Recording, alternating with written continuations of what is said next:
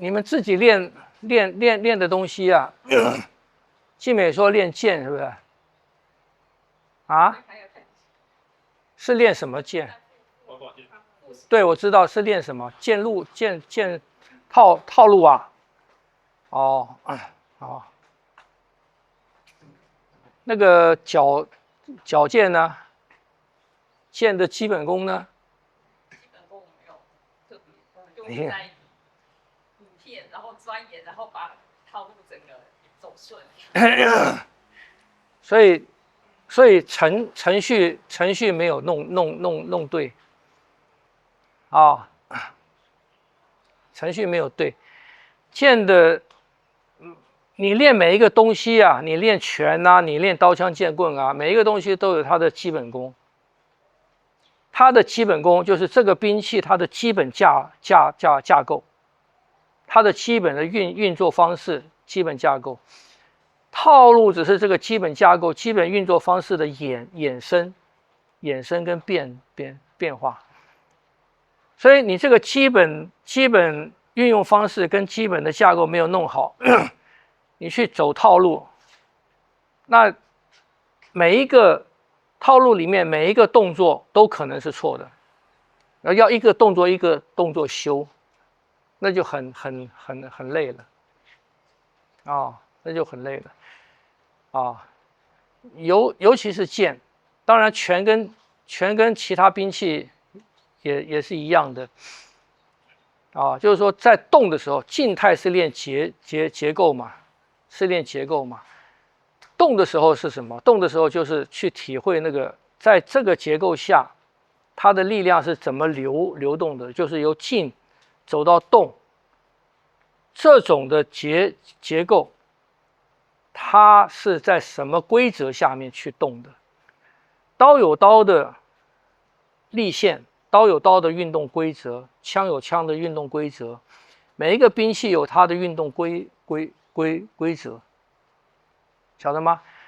啊，所以才要分嘛，才要分那么多，不是像现在竞赛武术一样，拿起来刀枪剑棍，它的运用方式通通一样，通通一样嘛，啊，那就不需要去分，你拿的是刀枪剑棍了嘛，啊，因为他们没有理解到一个兵器有一个兵器的路数嘛，我们讲路数嘛，一种拳种有一个拳种的路数。一个兵器有一个兵器的路数，那个路数是什么？就它的运动规则，它的运动方式。所以我们要掌握的是它的运动方式。所以我练的这个拳，我看到其他的拳，哎，我想学一点他们那个拳。你为什么会想要学一点那个拳？一个原因就是他们的运动方式在我们这个拳里面没有涉及到，看不懂？每一个拳种有它着重的运动方式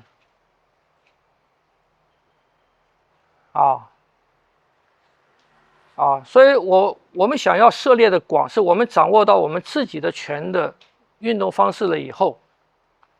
当我们看到其他的拳，哎，我觉得蛮不错的。蛮不错是什么？就是它有一种运动方式是我们这个里面没有的，那是一种可能性，那是一种身体的另外一种的运动方式，所以可以给我们一些启发。如果相同的运动方式的，你不需要学那么多啊，比方北派长拳类的运动方式几乎差不多，运动方式几乎是差不多的啊，你就不需要学那么多了。所以各个拳种，你们看各个拳种会相差的很大的。你们看最明显的长拳类的运动方式啊，相比于比方讲太极拳的。杨家以后的这个太极拳的运动方式很明显嘛，很明显它不是一样的，它不是一样的运动方式，就它运用身体的方式是不一样的他掌握的力量的流动，他对力量的理解，对力量的理解是不一样的。所以这是两种啊。哎，那你说八卦跟太极都属内家，可是他们的运动方式也不一样，在运动逻辑上面也不一样，更不要讲形意了。听不懂啊？所以每一种是有它的运动方式，看你是不是需要啊。所以自己在练的时候，你练这个拳，你要去掌握他自己的运动方式。那每一种运动方式牵涉到什么？牵涉到你的身体的开合度，你的肢体的运动方式。那你们就晓得嘛，比方大肌肉的大关节的运动方式跟小肌肉小关节的运动方式，它不是一样的。所以就不可以混为一谈所以每一个你往下去想，你往下去分析的话，你就会发现到它是很大的学问，就是说它牵涉到每一种门派，它对身体的理解或者对力量的理解。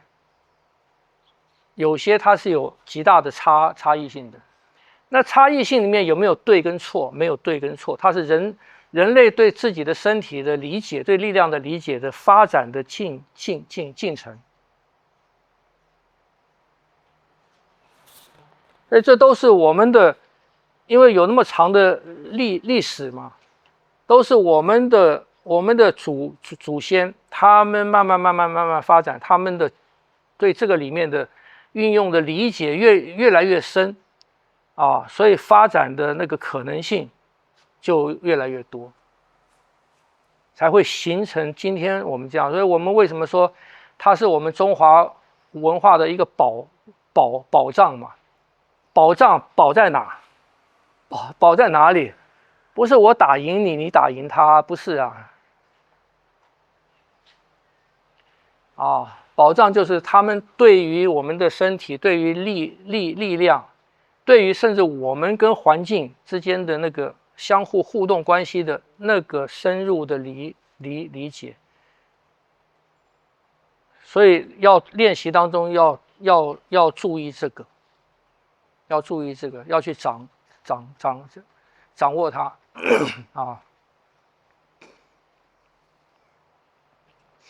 好，那你们自己在练的时候没有练缠腕没有，为什么不练呢？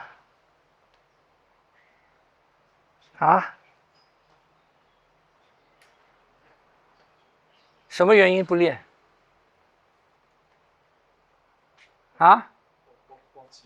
忘记了。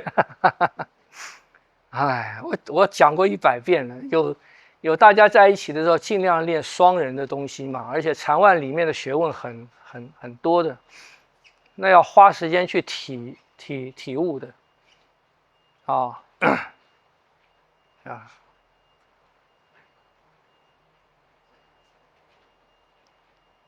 所以要多注意这个，就是观念态度为什么讲很多观念态度我这次到大陆去，后面的几天我稍微漏了一下我在大陆嘛就有人跟我联系想来学，我就看一下是他们的想法是什么。